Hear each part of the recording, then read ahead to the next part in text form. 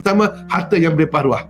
Harta berlimpah ruah tapi tidak pernah bersedekah. Ini salah satu dari sifat istidraj. Ada satu istidraj. Yang kedua, tuan semua, rezeki berlipat-lipat tetapi pada akhirnya dia tak solat, tak sembahyang tu semua. Buat nasihat tak dengar cakap ulama. Dan dia terus buat maksiat. Yang ketiga, dikagumi, dihormati tetapi akhlaknya tak baik tu semua.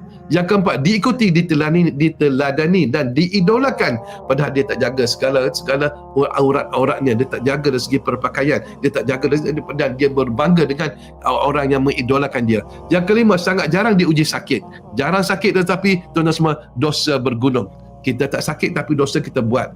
Ini kan. Yang keenam, tuan semua, tidak pernah diberikan musibah. Tak kena musibah pun semua. Tak kena musibah pun tetapi hidupnya sombong dan semua, meremehkan orang lain. Sombong dan meremehkan orang lain. Yang ketujuh, anak-anak sihat semua, cerdas semua, pandai-pandai semua. Pandai-pandai tapi dia bagi makan anak dengan harta yang haram. Haram. Dan yang ke-8, hidup bahagia penuh dengan tawa, dengan canda, dengan gelak ketawa dan semua, dengan happy couple, happy family dan semua. Tetapi dan semua, ramai orang susah kerana dia dan semua, kerana dia. Maka ini dipanggil istidraj. Istidraj dan semua itu apa? Itu istidraj, itu satu azab Allah Ta'ala yang Allah Ta'ala tangguh ke belakang. Tunggu dulu, tunggu aku bagi kau nikmat, aku bagi segala aku bagi, tetapi tunggu di akhirat besok Allah akan azab kita di akhirat besok. Inilah kita takut, minta jauh tuan semua